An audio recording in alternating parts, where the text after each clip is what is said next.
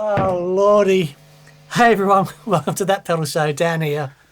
Mick here. Hello. Please subscribe. Yes, indeed. And also, please go to thatpedalshowstore.com and grab some merch. It's what keeps the show afloat. Indeed. And floaters we are. It's right. Good. Great guitar sound. What's the problem? Problem is, it's just too loud. Yeah. Even we're willing to admit it in these days and ages. Both doing a few gigs and both coming up against the reality of, well, what are we talking about? Two scenarios. One is if you're out playing with a band or rehearsing. Probably too loud for that. And unless you live in Buck House or some other giant mansion where you can crank it, and we know some of you can, it's too loud, isn't it? It is. It's too loud for home. So we're looking at two options today to turn it down. And these are two. One is very new and very different and very exciting. And the other has been around for decades and will keep the scope tight. Yes. What you just heard is a Marshall 1987X atop a 2x12 cab with Celestion G12H 70th anniversary speakers. Nice. Yep. But in the other cab, which is an identical cab, we have a couple of Celestion Peacekeepers. It's a new speaker from Celestion designed to knock a massive amount of dB, but without fundamentally changing the sonic characteristics. we were lucky enough, two people from Celestion came to see us just recently and brought them down. Joe, one of the engineers, and also Poppy in marketing. Thank you for coming to see us, guys. Yes, that was great. They brought the speakers down, and over the top of this warbling that we're doing now, you'll see what happened when they came here. We swapped out the old speakers in this cab, 2061 cab if you want to look it up. It's the 212 that you would pair with a 2061 head or something similar like that. Took the old speakers out and put the Peacekeepers in. So we now have two identical cabs. Yes. Different speakers. That's it. Option one then. Can you knock, let's see, what's it going to be, 14 dB? Because I think I'm right in saying the G12Hs are about 99 dB, 98, something like that. Right. Sensitivity, if you want to know that, how speakers are measured. It's all mathematical and complicated. Yeah, and if you want to know, Google it. But anyway, it determines roughly, how efficient the speaker is and how loud it's going to be. We lopped that back by about 13 to 15 dB, and I think I'm right in saying they're 85 dB sensitivity, aren't they, the Peacekeepers? That's right. And if they're not, we'll correct that on screen now. So what you're about to hear is Dan. We'll get that sound up again, and we'll just swap the cabs over.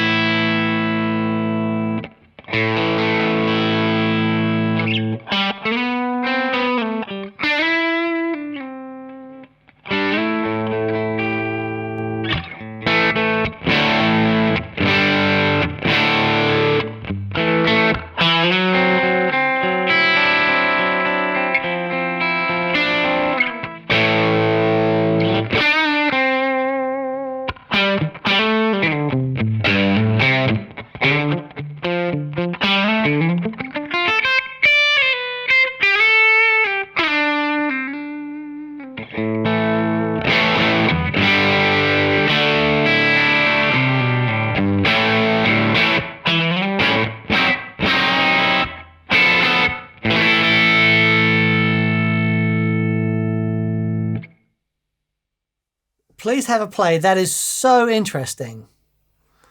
It's Right. so interesting. So, observation number one, if you've been looking at the dB meter, you will have seen it be like 102, 103, I think it was, something like that, with the before the speakers. Remember, nothing has changed in the amp, right? There's no attenuation. The amp is not changed at all. It's simply, and the reason we haven't used any fancy speaker switching or anything like that is because we don't want anything in the way. It goes amp, cable, cab. Yep. The only difference is the speakers. Exactly that. And we've gone from 102 dB to about 88. There you go. 90. Right-ish. So we'll do the same thing in reverse. I'll play some humbuckers, and then we'll get down to switching back over again. It's so interesting to see where we are. I don't want to say anything until you've had a play.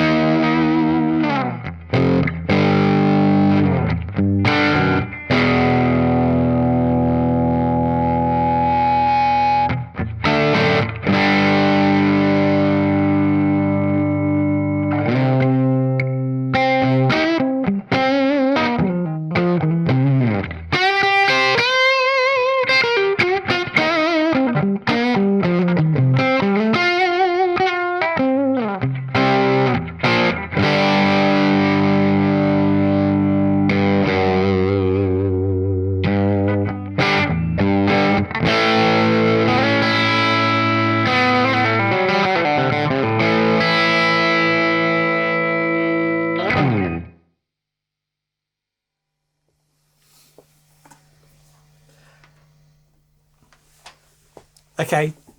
In your ears, what I hope we've been able to do in the audio is balance up the volume so it's about the same. So you'll be perceiving a tonality shift. You won't be feeling anything that we are feeling in the room, which is air moving. And I think that's a really important point to come back to in a minute. The playing experience is, it couldn't be more different. It's fundamentally different. Yeah. Fundamentally different. Why? Because we are interacting. The guitars are resonating differently, but the sound is hitting us, going through us, and you can't help but play differently. I think it does a remarkable job. It's amazing. And there's definitely something different than a normal attenuator. Well, we've got a basic attenuator to compare it to in a sec. Yeah. Just to not, is this better? Is that better? But just as a kind of, to give us some context. But it's a really interesting discussion, isn't it? Because you'll know via attenuation, it's very clever what Celestion have done with the speaker. It's got a big heat sink around it because obviously there's a dissipation of energy required. Yep. The amp's putting out exactly the same thing. Somehow the speaker's got to deal with that in order for that energy to be quieter by the time you hear it. So big heat sink around it. The feeling under the fingers is much more compression. Yeah. The EQ curve is different, as it would be, right? When there's no criticism of the speaker, it would be different because the volume has gone down. So all the resonant peaks, everything changes. But it might be by the time it hits your ears, it hasn't changed that much. Yeah, but that'd be really interesting. Yeah. So in terms of when Celestion showed us the speaker, I plugged it in and I was like, well, that doesn't make any sense because you couldn't. For me anyway, if I'm doing a gig and I want the guitar to go from 102 to 98, that's not going to work. No, it's not for that. But then when you think actually what it's actually for is home and quiet practice, yeah, it's like because if they'd just done it, I don't know, 6 dB, it's not nowhere near enough for taking it at home. Nowhere near enough, and kind of pointless. Incidentally, Celestion do say that this is the beginning. So it might be that down the line, further down the line, there are different versions. But as it stands, you've got this one at 85 dB. I actually think for home, bear in mind, this is a 50 watt Marshall, right? So if you stick a lower power amp on, which we may do before the end of the show, it is taking enough off to use it at home.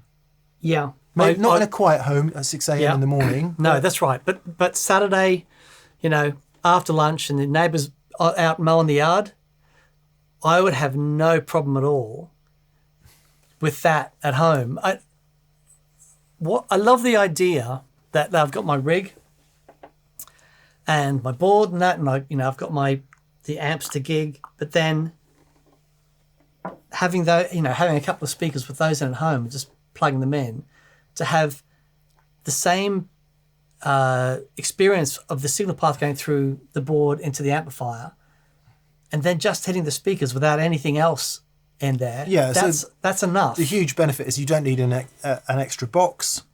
The guys from Celestion were also telling us that maybe you'd have one Peacekeeper and one regular speaker in the same cab. And a switch. Whatever. Anyway, that's up to you to decide. But 2 identical cabs, different speakers, different jobs.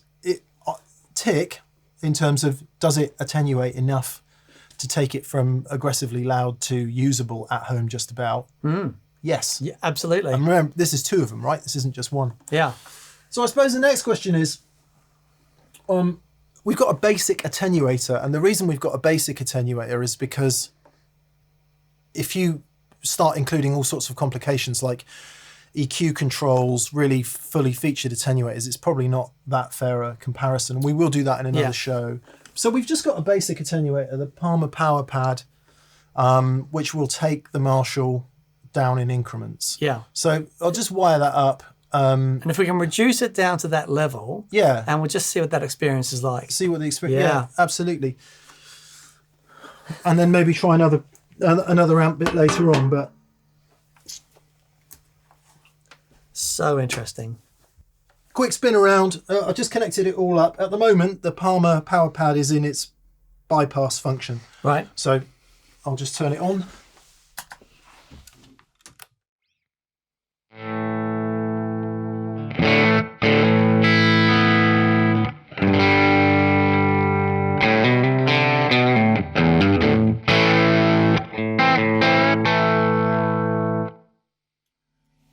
Is that attenuating at all? Well, it's in its bypass function, but the fact that it's in the circuit. It does feel a little bit different. Thing. Okay, yeah. Also, we've got a source audio collider in the loop of the Marshall, by the way, just to make sure that there's no reverb and delay hitting the front of the amp. So, okay, you play and I'll switch the attenuator on. Okay.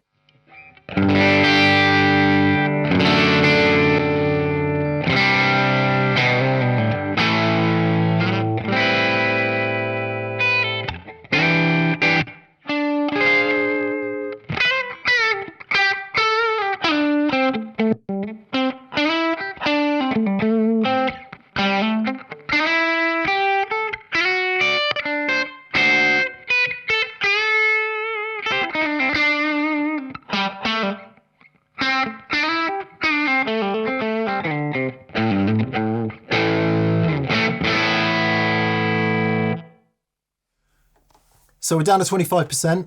Okay. And judging by the dB meter, that's about where we were with the Peacekeepers. Okay. So does it go lower? Yeah. Okay. Do you want to go lower? I want to try it a bit lower.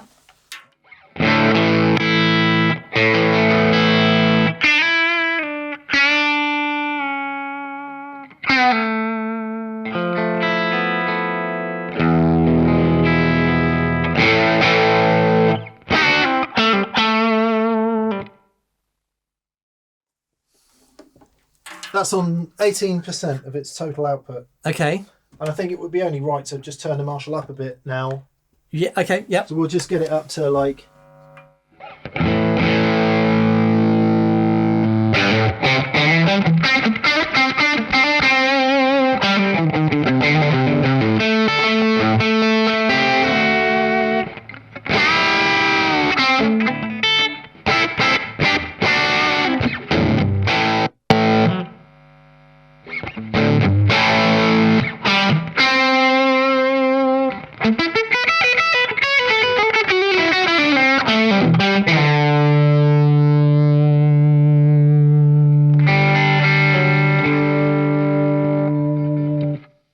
Okay.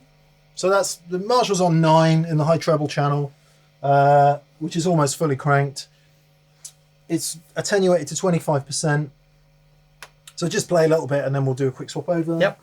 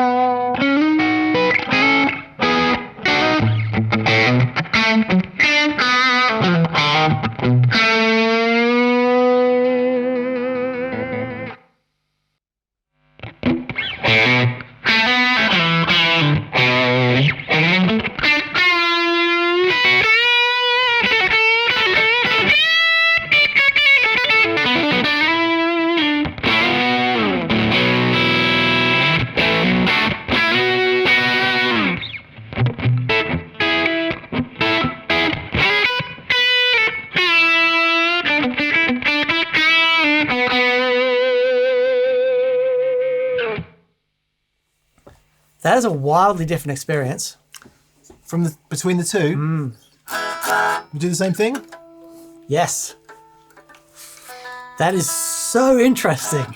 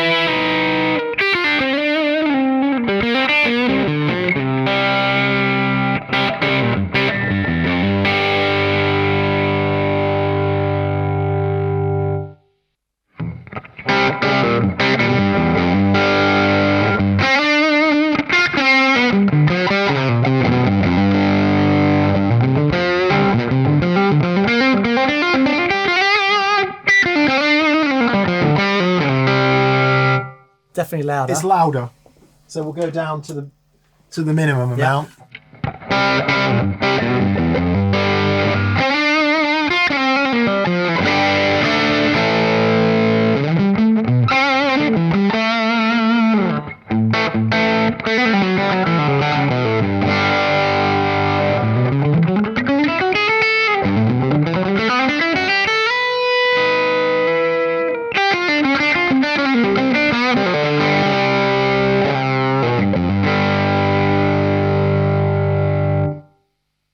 That is fascinating. Isn't it? I'm just going to turn the amp down because obviously it is cranked and it is going to be getting hot.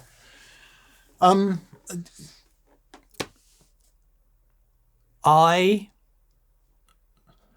much prefer the speaker. Me too. I don't know about much, but I would say a significant chunk. A significant chunk. For what reason? If the attenuated thing feels bloated.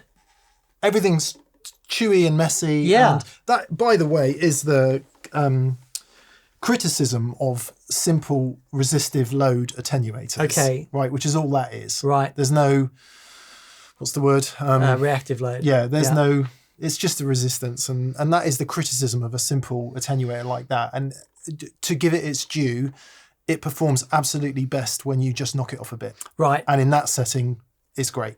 Yes. But I agree with you. More of the amp, more of the clarity, more of the note definition is there with the speaker. Should we be surprised? I just didn't know what to expect because I've never experienced a speaker like that. I've experienced more efficient and less efficient speakers, but we're talking 3 dB difference. To have a speaker that is so radically attenuated, I didn't expect it to sound as good. Do you know what I mean? It's one thing to say, okay, we've knocked all this. But then it's like, okay, well, how have you done that? Have you just used like really inefficient? You know what I mean? But it's actually, it's still compared to the attenuator, there's something about the speaker that just felt more like the amp. Still fundamentally missing that experience of weight. That's the thing, isn't it? So this whole idea of having exactly the same guitar sound at a lower volume, I'm fully of the opinion that once it's recorded and mixed in a track, it can sound great. But the thing that you're missing is the performance, because for me, the minute you lose the physical interaction of the speaker and the guitar, and let's also say that, you know, a lot of people watching this, if you've grown up on digital guitar tones or quiet guitar tones at home, you may never have experienced that. We see it on Experience. We had a great Experience day on Friday. Lovely bunch of people came in. Yeah, it's fantastic. And they, by and large, some of them play out, but some of them don't have the opposite. It's a generalization, but have the opposite experience that we've just had. When you take it all away, you're like, nothing that I know from this guitar is there anymore. That's right. And quite often, if you're used to playing quiet and all of a sudden it's loud, you've got like transients you've never heard before. You've got peaks you've never heard before. You've got harmonic interaction you've never heard before. And that's not to say good, bad, better, worse, or otherwise. It's to say it's fundamentally different. Yeah. Well, the only thing I'm going to add to that as well, if I think of everyone who's ever inspired me to play guitar, they will play loud. Yeah. And they've developed that relationship with volume and the interaction, and that develops their style. But we know, right, as we said at the top of the outset now, playing loud is getting harder and harder Completely. and harder. So we're all trying to find that middle ground. We are. This is good. So attenuator or speaker, attenuator or speaker. Speaker. Me too, 100%. Yeah. We'll do, the next show, we'll feature some more fully featured attenuators and have a quick chat about that. Before we finish, I want to put a different amp on there and see what that experience is going to be like, okay? Yep. So actually, let's do an old-fashioned finger click. Back in the room. First off, big thanks to Sam, who recently came to an Experience Day. Hey, buddy, hope you're doing well. Who's lent us his Dr. Z Carmen Ghia. Woohoo! Wow. Genuinely, we've never plugged it in before today. Sorry, Sam. It takes a minute to get round to these things. And it might be that you say this isn't the optimum speaker choice for it, but whatever. 18 watts of Dr. Z gorgeousness into the totally unattenuated full power 212. Okay.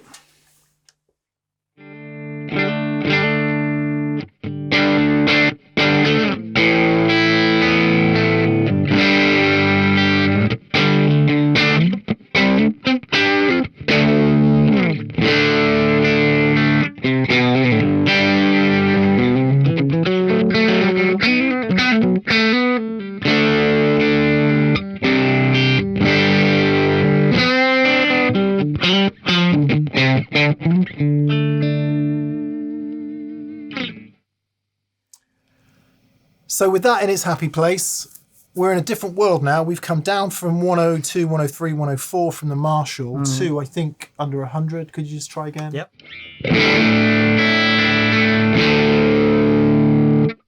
Significantly under 100. Yeah. So 99. And that amp is working. That's half as loud as the Marshall. There's no overdrive. That's just the gain from the amp. Yeah. Okay. And it sounds great. How much cleanup have you got on there?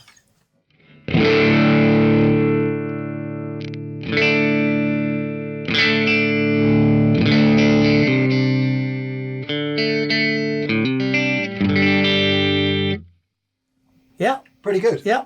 Great. Good. I would say that's far more realistic. If you've got a drummer, you don't want to be much quieter than that. No.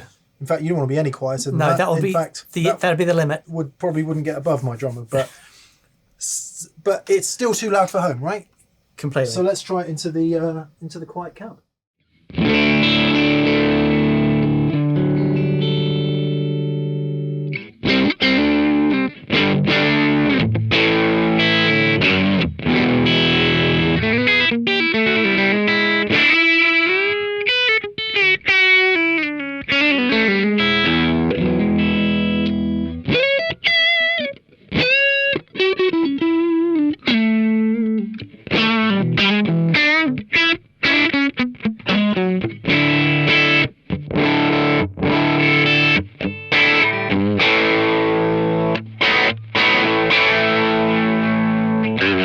The tone knob works the other way around.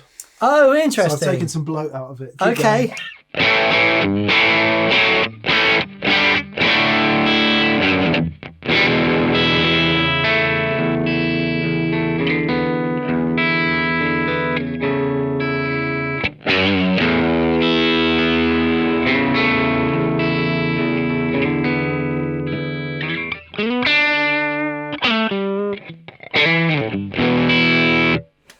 That is a really, really lovely sound. And then finally, through the attenuated.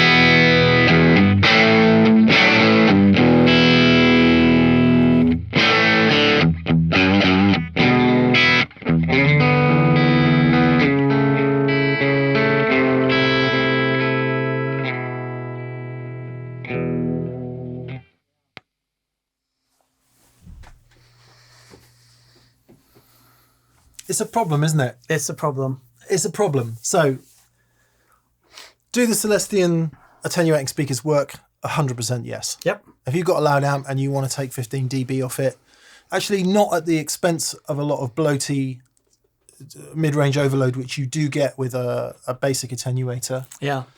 But where the attenuator was great, just knocking it back a bit. Yeah. So because that feeling comes back. The variability factor is not there with the speaker. That's right. The speaker is all or nothing. Yeah. So that is a downside. But yeah, if you've got a loud amp and you want to take 15 dB off it, it works great. And it does sound good, no doubt about it. Does sound good. Really good. I rather hope the recording will tell that story. The attenuator clearly, as Dan said, gives you a more variability. So if you want to come down a bit. But let's remember that even an amp like this, an 18 watt tube amp, right down to 18% still might be, is it 18? 18%, which is its maximum attenuation setting. Still is probably too loud for home. So there's an interesting question here. Can you ever play an attenuated tube amp at home? Or are you better off, like you do, for example, with your Boss Wazza earphones, where you can get it nice and loud in your ears with all your stereo reverbs and delays? You know, the question for me, though, I love that. That's my morning time. Yeah. And I think any time with your fingers on the strings is never wasted. But when I come in here and I plug it in and we get to play at volume, it's as if I haven't played guitar before. It's like, it is that experience of playing with headphones and so quietly is so far removed from playing through the real thing. Yeah. It's why the guys who are out playing a lot are really good, because they're playing at that level. Yeah. Well, it's the appropriate thing for the situation. The context is familiar. Yeah. But the idea of being able to play quietly at home and then go to a gig like that and then you're ready, I think is I don't know how you would do that. Yeah, I don't play quietly for that very reason. I never play quietly because it screws up my loud playing. So I don't do it. I play unplugged or loud and nothing in between for that very reason. But that is not the reality for most people. And we need to remember that. Yeah. So what is the most satisfying situation for your home rig? Yeah. And that's a really tough one. It's a really, really tough one. The speakers work. The speakers, they work, absolutely. Yeah, not a gimmick. Absolutely work. Absolutely sound good. Yep. What, they're like a couple of £100 They each? are expensive, yeah. Expensive, but compared to an attenuator. Compared to a posh attenuator. Yep. Yeah. So, I don't know. I'm pretty confident that I could put that like in a 1x12, take an amp home and make that work. Yeah. But yeah, I don't know. The variability is nice, but at low levels where that level would be appropriate for me, that's the speaker. Yeah, I think that sounds great. Killer. Okay. I feel like this is the beginning of a discussion rather than the end of it. Yeah, me too. Because Dan and I both have to be looking into this a bit more. Yeah. So to put a personal slant on it, obviously everyone's personal situation is different. Personal slant for me, too much. Too much attenuation? to play at a gig. Sure. Wouldn't be able to do that. 50 watt Marshall, fully open these days. Bordering on too much, so clearly there's a middle ground there somewhere. Yeah. I wonder where it is. Well, we've both got some gigs coming up. Yeah. So my approach has been a couple of lower wattage amplifiers. Yeah. But they're still loud. Yeah, and infinitely too loud for home. So Dan's got Princeton with an EV in it, and what else were we using? The Vox AC10. The Vox AC10. Still way over 100 dB. Way over. Which is hilarious. Yeah. For home use. Yeah. You know? And again, unless you've got a giant home. But all right. Yeah. All right. This is so very interesting. We're going to explore this some more because I know this is something that all of us are coming up against now. Yeah. So let's have a look at some options. I will say that the minimum possible volume for me is hold a note, acoustic resonance. Okay. Not necessarily harmonic feedback, but acoustic resonance. That's the minimum volume for me. So interaction where things are moving. That's okay. up from there. Right. So yes. Yeah. Anyway, we'll leave that there. Hopefully you've had a good listen to the Peacekeeper compared to a basic attenuator on a couple of different amps. Yeah. It's a great idea. Right. Please subscribe. Please go to that Pedal Show store and buy merch. That's the primary way we fund this show. Indeed. Thank you to our preferred retailers. Details in the description below. And of course, a massive thank you to our patrons on Patreon. Thank you kindly. Yes. Yeah. Right, good. Well, if you want to discuss this, Monday's British time. We say British time depending on the hour difference, but Monday's British time at 5 p.m. You can catch us usually live doing a comments and questions session, so we could get into this and talk about it. Yeah, would love to hear what you're doing, if you know how you are making appropriate volume choices with your amplifiers. Or inappropriate ones. There we go. That's better. Yeah. All right, we'll see you soon. Thanks. Bye. Bye.